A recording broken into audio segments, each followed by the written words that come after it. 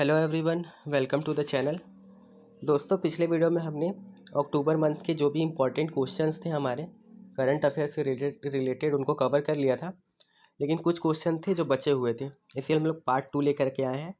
इसमें हमारा पूरा अक्टूबर मंथ कवर हो जाएगा। ठीक है दोस्तों, स्टार्ट करते हैं क्वेश्चन से। देखिए, एक और मिशन लिखा हुआ है, दूसरे और देश लिखे हुए हैं। पहला है अपोलो 11, उसके सामने है संयुक्त राज्य अमेरिका। दूसरा है चांग-ई 1, जिसके सामने है चीन। तीसरा है गगनयान, जिसके सामने है भारत। हमको सही पेयर बताने हैं कौन कौन से। तो देखेंगे, अपोलो 1 जो है 11 जो है वो यूएसए का ही है। अपोलो मिशन बहुत पॉपुलर भी है क्योंकि मून से रिलेटेड है डायरेक्टली। और चांगी मिशन भी चाइना का है, आप इसके नाम से भी इस चीज़ को रिलेट कर सकते हैं, क्योंकि अपोलो जो है इंग्लिश वर्ड है जो सीधा सीधा अमेरिका, ब्रिटेन या फिर यूरोपियन स्पेस एजेंसी जो है उसको डिनोट कर सकते हैं। और चांगी चाइना को, और भारत के जो मिशन होते हैं गगनयान, मिशन शक्ति, इस तरीके के होते हैं। ठीक है, तो यहाँ पे आप देखेंगे तो तीनों पेयर से ही है। ठीक है, वर्ड एसोसिएशन से भी अपने को करके देखना है, अगर हो जाता तो ठीक है, अदरवाइज़ पढ़ने पे ज़्यादा फोकस करना है। यहाँ पे इसका डिटेल्ड आंसर है, आप वीडियो पॉज करके देखिएगा इसको। हम लोग आगे बढ़ते हैं अगले क्वेश्चन पे। अगला क्वेश्चन दोस्तों, पहले तो अपना जो रशिया यूक्रेन वॉर था उसके वजह से, और अभी जो हमास और इजराइल वॉर चल रहा है उस वजह से ये टॉपिक न्यूज़ में है।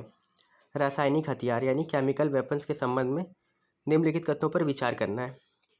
पहला, विशेष रूप से हथियार के रूप में हानिकारक रसायनों का प्रयोग करने हेतु डिज़ाइन की गई युद्ध सामग्री, उपकरण और अन्य उपकरण रासायनिक हथियारों की परिभाषा के अंतर्गत आते हैं। दूसरा है, रासायनिक हथियार अभिसमय यानी कि कन्वेंशन एक बहुपक्षीय संधि है जो रासायनिक हथियारों को प्रतिबंधित करती है और निर्धारित समय के भीतर उन्हें नष्ट करना अनिवार्य करती है। तीसरा है, भारत अभी तक रासायनिक हथियार अभिसमय का हस्ताक्षर करता नहीं है। ठीक है दोस्तों, इसके आंसर को डिस्कस करते हैं। क्वेश्चन का अप्रोच ये होगा कि देखिए, ये जो है आपको पता होगा कुछ ऐसे वेपन्स होते हैं जैसे न्यूक्लियर वेपन है, ठीक है, परमाणु हथियार। वैसे ही रासायनिक हथियार है, पर ये उससे ज़्यादा खतरनाक है। और एक और प्रकार के हथियार होते हैं जिनको बोलते हैं बायोलॉजिकल वेपन्स, जैसे कि कोरोना वायरस था। तो अगर आपका किसी देश से वॉर चल रहा है तो वहाँ पे पूरा वायरस स्प्रेड कर दीजिए, उसके ऊपर भी कन्वेंशन है। और जो रासायनिक हथियार है परमाणु हथियार से भी ज़्यादा खतरनाक होते हैं, क्योंकि भारत परमाणु बम को लेकर के इतना एक्टिव है ना, सुरक्षा की दृष्टि से। और यहाँ पे बोल रहा है कि रासायनिक हथियार में भारत शामिल नहीं है। ठीक है, तो ये गलत है, भारत इसमें शामिल है। ठीक है, और भारत का भी मानना है कि रासायनिक हथियारों को प्रतिबंधित कर दिया जाना चाहिए, है ना, मानव सभ्यता के लिए बहुत ज़रूरी है। ऊपर देखते हैं दोस्तों, यहाँ पे परिभाषा की बात की गई है पहले में। तो यहाँ पर जो कीवर्ड है हानिकारक रसायन, ठीक है, कोई भी हो, कोई भी ऐसी चीज़, कोई भी युद्ध सामग्री हो, उपकरण हो जिसमें ऐसे केमिकल्स का यूज़ किया गया है जो बहुत ज़्यादा हार्मफुल है, उसको हम लोग रासायनिक हथियार मान सकते हैं। तो पहला ऑप्शन सही है। दूसरा भी है कि ये बहुपक्षीय संधि है जो कि रासायनिक हथियारों को प्रतिबंधित करती है ना, और उनको नष्ट करना अनिवार्य करती है। तो यहाँ पे दो ऑप्शन सही हैं। पेयर वाले क्वेश्चन है, कितने सही ये पूछ रहा है, तो यहाँ पे ऑप्शन बी के साथ जाएंगे, केवल 2। यहाँ पर डिटेल्ड आंसर है इसका, आप देखेंगे तो भारत जनवरी 1993 में ही इसमें शामिल हो गया था, है ना। और इस संबंध में भारत सरकार का अपना एक्ट है, रासायनिक हथियार सम्मेलन अधिनियम 2000। तो उसको ध्यान रखेंगे। यहाँ पर पहला ऑप्शन सही था, दूसरा सही था और तीसरा गलत है। एग्ज़ाम के लिए इम्पॉर्टेंट है, तो इसको ध्यान रखिएगा। आगे चलते हैं अगले क्वेश्चन पे। अगला क्वेश्चन दोस्तों, बेसिकली ये हमारे इन्वायरमेंट वाले सेक्शन से है।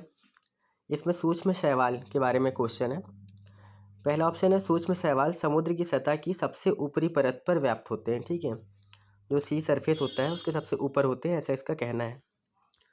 दूसरा ऑप्शन है कि हालांकि सूक्ष्म शैवाल समुद्र में प्राथमिक उत्पादकों में से एक है, लेकिन स्थलीय पौधों की तुलना में उनकी प्रकाश संश्लेषण दक्षता कम होती है।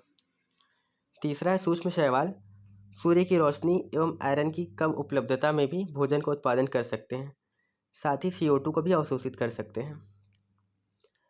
सही पूछ रहा है। ठीक है दोस्तों, अब देखिए जो थर्ड ऑप्शन है हमारा यहाँ पर, तो थर्ड ऑप्शन हो सकता है आपको आइडिया ना हो, लेकिन अगर यहाँ पे सूक्ष्म सवाल के बारे में अलग से क्वेश्चन पूछा गया है तो इसमें कुछ खास बात तो ज़रूर होगा। इसमें खास बात देखिए ये बोल रहा है यहाँ पे कि अगर सनलाइट कम मिल रहा है, आयरन कम मिल रहा है, तो भी ये कैपेबल है फूड प्रोड्यूस करने के लिए, ठीक है। और क्योंकि प्रकाश संश्लेषण करेंगे तो CO2 को अवशोषित भी करेंगे, ठीक है। तो यहाँ पर ये तीसरा ऑप्शन कोरिलेटेड भी है और जनरलाइज्ड स्टेटमेंट है। इसमें ऐसा कुछ है नहीं कि इसके गलत होने की कुछ भी संभावना हो, बिल्कुल बेसिक सा स्टेटमेंट है ये, तो इसको सही मान सकते हैं। ऊपर बचे 2 स्टेटमेंट, ठीक है। आप खुद से इसको पढ़ के देखिए एक बार कि आपको क्या लगता है सही होगा या गलत, और अपने मन में लॉजिक सोच के रखिए, फिर हम लोग आंसर को देखते हैं। यहाँ पे दोस्तों आप वीडियो को पॉज करिएगा थोड़ी देर के लिए और आप डिटेल में इसको पढ़ सकते हैं, ठीक है। पूरे आंसर को पढ़ लीजिएगा क्योंकि टाइम भी कम है और इसको जल्दी से ख़त्म करना है अपने को, क्योंकि बहुत सारे क्वेश्चन हैं। जो इम्पोर्टेंट क्वेश्चन होंगे उसको मैं रुक के डिस्कस करूँगा। यहाँ पे आर्ट एंड कल्चर से रिलेटेड क्वेश्चन है, ठीक है दोस्तों। जगन्नाथ मंदिर आपको पता है उड़ीसा में है ये मंदिर, पुरी में। पहला ऑप्शन है कलिंग वास्तुकला का एक उत्कृष्ट उदाहरण है जिसमें विशिष्ट घुमावदार मीनारें, जटिल नक्काशी और अलंकृत मूर्तियां हैं, ठीक है। यहाँ पे कलिंग वास्तुकला की बात की गई है। दूसरा इसमें यमनिका तीर्थ, इसे यमनिका तीर्थ भी कहा जाता है, जहाँ हिंदू मान्यताओं के अनुसार भगवान जगन्नाथ की उपस्थिति के कारण पुरी में मृत्यु के देवता यम की शक्ति समाप्त हो गई थी। तीसरा स्नान यात्रा, जगन्नाथ मंदिर के देवताओं से जुड़ा एक प्रमुख त्यौहार है। कितने ऑप्शन सही हैं? तो पहले देखिए दोस्तों, आपको पता है कि उड़ीसा को कलिंग, जो वो एरिया था उसको कलिंग भी बोला जाता था। अशोक का कलिंग का युद्ध भी आपको पता होगा। तो जगन्नाथ मंदिर क्योंकि पुरी में है और कलिंग वास्तुकला की बात कर रही है इसमें, ठीक है। तो पहला ऑप्शन सही होगा। हालांकि जो कलिंग वास्तुकला है ये नागर शैली के जो मंदिर होते हैं जो इस तरीके के होते हैं, ठीक है, जो आमतौर पर उत्तर भारत में देखने को मिलते हैं, उसका ही क्या है एक सब पार्ट है उसका, ठीक है। तीन प्रकार आपको पता होगा। एक तो जो साउथ में होता है उसको द्रविड़ शैली का बोलते हैं, जैसे ऊंची ऊंची दीवारों की जैसी होती हैं, ठीक है। एक होता है वेसर शैली जिसमें उत्तर भारत और दक्षिण भारत की संस्कृति का जो मिक्स आर्किटेक्चर होता है वो देखने को मिलता है, ठीक है। तो पहला जो है वो सही हो जाएगा। दूसरा जो इसमें यमनिका तीर्थ की बात की गई है, अगर आपको थोड़ा बहुत भी आइडिया है तो आपको पता होगा कि ये बात यहाँ पे सही है। अगर नहीं पता है तो इसको आप नोट कर लीजिएगा, ध्यान में रखिएगा अपने। और तीसरा जो स्नान यात्रा के बारे में बात है, तो रथ यात्रा आपको तो पता ही है, स्नान यात्रा भी है, और ऐसे और कुछ त्यौहार हैं जो जगन्नाथ मंदिर से रिलेटेड होते हैं। तो तीसरा भी सही है, इसलिए आंसर होगा सी, सभी 3। यहाँ पर इसका डिटेल्ड आंसर आप इसको देखेंगे तो इसको वाइट पैगोडा के नाम से भी जाना जाता है, ठीक है। 4 धाम तीर्थ यात्रा जो है उसमें से एक है ये। इसका निर्माण कब हुआ था दोस्तों? 12वीं शताब्दी में गंग राजवंश के प्रसिद्ध राजा अनंत वर्मन चूड़गंग द्वारा किया गया था, ठीक है। कलिंग वास्तुकला से रिलेटेड यहाँ पर है, ठीक है। और त्यौहार अगर आप देखेंगे तो स्नान यात्रा है, नेत्रोत्सव है, रथ यात्रा है और देवस्यानी एकादशी भी है, ठीक है। इसलिए तीनों ऑप्शन हमारे यहाँ पे सही थे। चलिए आगे देखते हैं अगले को। SDG शिखर सम्मेलन 2023 के बारे में पूछा गया है, ठीक है। तो पहला, महामारी के से पहले के युग की तुलना में वार्षिक SDG फंडिंग अंतर कम हो गया है, ठीक। दूसरा, अदिस अबाबा एक्शन एजेंडा जो है सतत विकास के वित्त पोषण के लिए एक वैश्विक ढांचा है। तीसरा, SDG के लिए ऋण स्वैप कम आय वाले देशों में पूंजी जुटाने के अवसर प्रदान करते हैं। यहाँ पर सही पूछा गया है। आपको SDG समझ में आ रहा है? SDG क्या है? SDG है सस्टेनेबल डेवलपमेंट गोल्स, यानी कि सतत विकास लक्ष्य। अगर आपको इसके बारे में कोई आइडिया नहीं है तो पहले आपको सतत विकास लक्ष्यों को जाके एक बार पढ़ना चाहिए, क्योंकि ये बहुत इंपॉर्टेंट है हमारे एग्ज़ाम के लिए। इसका सीधा सा मतलब है कि हमने कुछ गोल्स सेट करके रखे हैं, ऐसे गोल्स हैं जिसमें कि पूरे वर्ल्ड लेवल पर सबका डेवलपमेंट हम लोग सुनिश्चित करेंगे, ठीक है। पहला ऑप्शन बोल रहा है महामारी, यानी कि कोरोना से पहले क्या हुआ था, जितना फंडिंग आ रहा था अब उससे कम फंडिंग आ रहा है। लेकिन क्या ऐसा है? आपको लगता है ऐसा होगा? बल्कि महामारी के बाद तो फंडिंग बढ़ जाना चाहिए था और एक्चुअल में फंडिंग बढ़ी हुई है। तो यहाँ पर ऑप्शन में जो अंतर कम लिखा है वो ज़्यादा होना चाहिए था। ठीक है, दूसरा अदीस बाबा एक्शन एजेंडा के बारे में जो बात की गई है, तो ये सस्टेनेबल डेवलपमेंट गोल से रिलेटेड भी है और ये उसको फाइनेंशियल असिस्टेंट भी प्रोवाइड करता है। ठीक है, और तीसरा जो है कि कम आय वाले देशों को पूंजी जुटाने का अवसर भी प्रदान करता है। कम आय वाले देश जैसे आप सोचेंगे बांग्लादेश हो गया, पाकिस्तान हो गया, फिर अफ्रीका में चले जाइए, केनिया है, रवांडा है, युगांडा है ना, बहुत सारे ऐसे देश हैं जिनको जो संसाधन है वो प्रदान करने में एसडीजी का रोल ठीक ठाक रहता है, इसीलिए ये सही है। ठीक है, इसका डिटेल्ड आंसर यहाँ पर है दोस्तों, यहाँ पे आप देख सकते हैं। ठीक है, देखेंगे कथन एक सही नहीं था, क्योंकि जो बात हमने की थी कि जो फंडिंग कम लिखा हुआ है, फंडिंग कम नहीं हुआ है, बढ़ा है। दूसरा सही है, अदीस बाबा एक्शन एजेंडा 4A हैं इसमें, आप देखिए। ठीक है, और जो थर्ड है वो जनरलाइज्ड स्टेटमेंट था, उसमें ज़्यादा सोचने का भी नहीं है, आखिर उसका जो गोल है वो यही तो है कि सबको साथ लेके आगे बढ़ना है। अगला क्वेश्चन देखिए, सिंपल क्वेश्चन है पर एग्ज़ाम के लिए बहुत इंपॉर्टेंट है, संस्था से डायरेक्ट रिलेटेड है। बहुपक्षीय विकास बैंकों के बारे में पूछा है। ठीक है, ये क्या होते हैं? ये अंतर्राष्ट्रीय संस्थान है जिनमें विकसित और विकासशील देश दोनों शामिल होते हैं। ठीक है, विकसित देश एमडीबी ऋण देने में योगदान करते हैं, जबकि विकासशील देश आमतौर पर विकास परियोजनाओं के लिए उनसे उधार लेते हैं, आमतौर पर बोला गया है। ठीक है, जैसे अमेरिका आपको पता है, यूएसए, बहुत सारे ऐसे गरीब देश हैं जिनको डायरेक्ट भी फंड करता है, और कई बार ऐसे इंटरनेशनल बैंक्स हैं जिनमें वो वहाँ डोनेट करते हैं और बैंक फिर उन गरीब देशों को बहुत कम इंटरेस्ट पे उनके डेवलपमेंट के लिए लोन देता है। दूसरा ऑप्शन तो बिल्कुल सही है। पहला देखेंगे अंतर्राष्ट्रीय संस्थान है कि नहीं है। तो अगर आप सोचें तो जैसे एडीबी है, एशियन डेवलपमेंट बैंक, इसको एक एग्जांपल के रूप में लीजिए। ये यूपीएससी में इसके बारे में क्वेश्चन पूछा भी गया था पहले, तो आपको आइडिया होना चाहिए। ठीक है, तो उस हिसाब से दोनों सही होगा।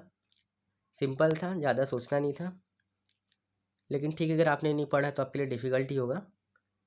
तो इसको यहाँ पर आप डिटेल से सारे पॉइंट्स को पढ़िएगा एक बार। ठीक है, चलते हैं अगले वीडियो पे, सॉरी अगले स्लाइड पे। देखिए अब यहाँ पर थोड़ा जियोग्राफी से रिलेटेड क्वेश्चन है, पर बेसिकली ये फिजिक्स और केमिस्ट्री का मिक्सचर टाइप का है थोड़ा सा। ग्रेफाइट कार्बन, ग्रेफाइट के बारे में पूछा गया हमें। ठीक है, ग्रेफाइट कार्बन से बना और प्राकृतिक रूप से पाया जाने वाला खनिज है। यह कार्बन के 3 क्रिस्टलीय रूपों में से एक है। ग्रेफाइट विद्युत का अच्छा सुचालक है, किंतु ऊष्मा का कुचालक है। ग्रेफाइट में इसकी परतदार संरचना के कारण चिकनाई जैसे गुण होते हैं, जिससे वे आसानी से एक दूसरे पर खिसक जाते हैं।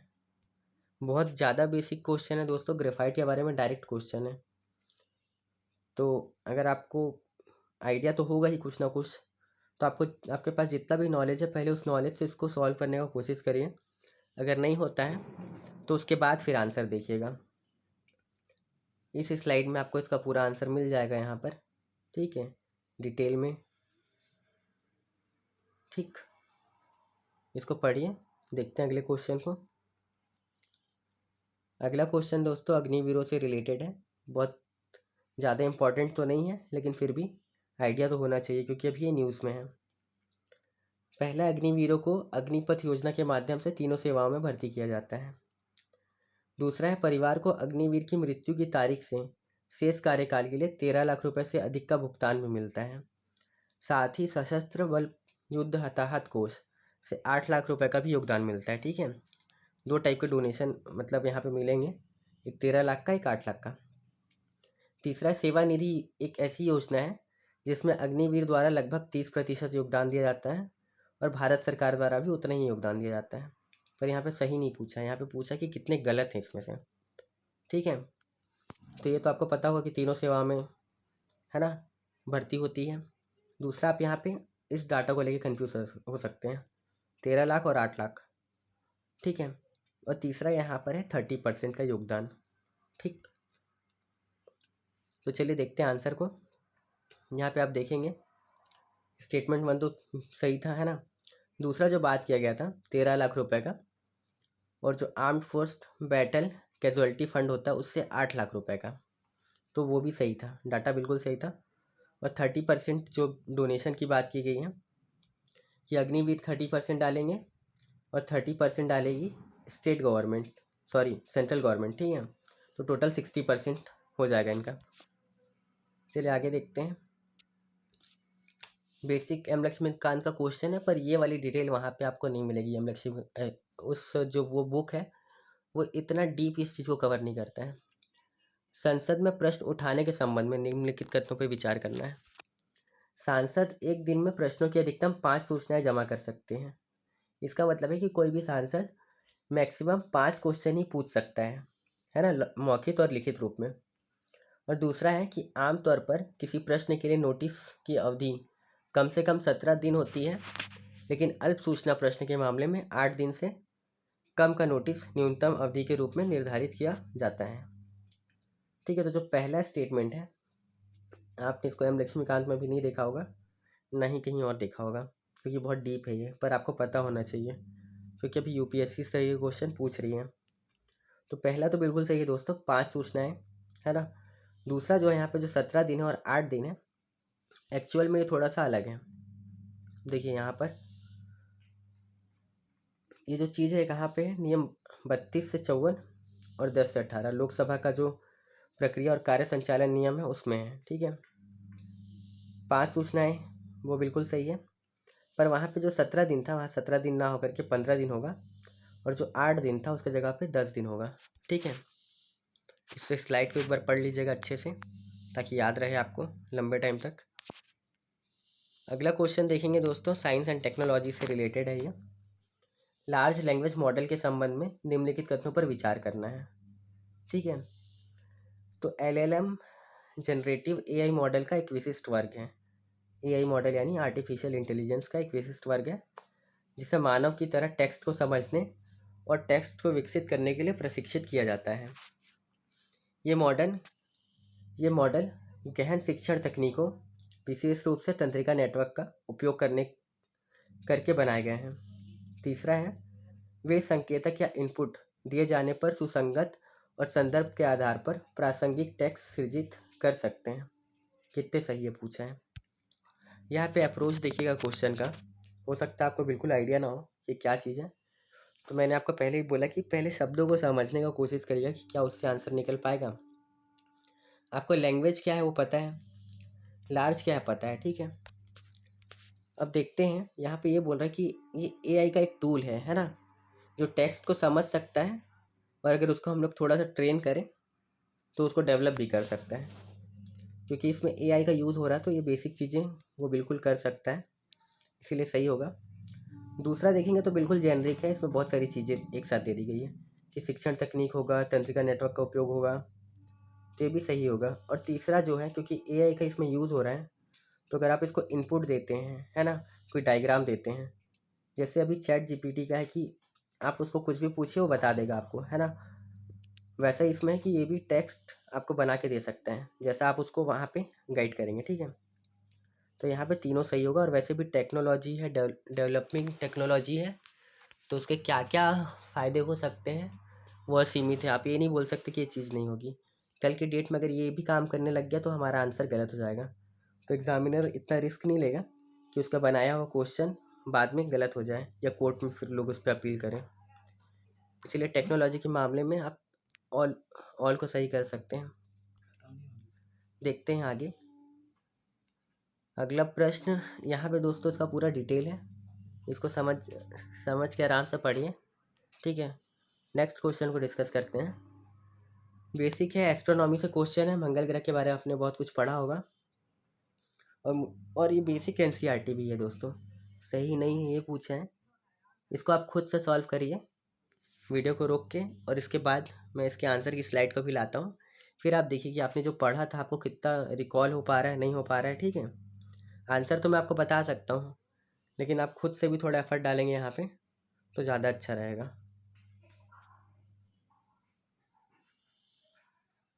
अब देखते हैं दोस्तों, बहुत महत्वपूर्ण क्वेश्चन है ये मेरे हिसाब से, आने के चांसेस बहुत ज़्यादा हैं इस तरह के क्वेश्चन के, क्योंकि ये इन्वायरमेंटल एक बॉडी है। ठीक है, तो इन्वायरमेंट, इकोनॉमी, ये सब जो सब्जेक्ट हैं इनमें जो बॉडीज़ वाले क्वेश्चन बनते हैं वो बहुत महत्व के होते हैं। ठीक है, तो क्वेश्चन है, वैज्ञानिक तकनीकी और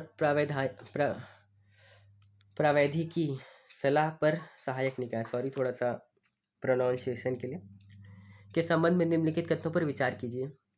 ये जैव विविधता पर कन्वेंशन यानी सीबीडी के तहत एक वैज्ञानिक सलाहकार निकाय है।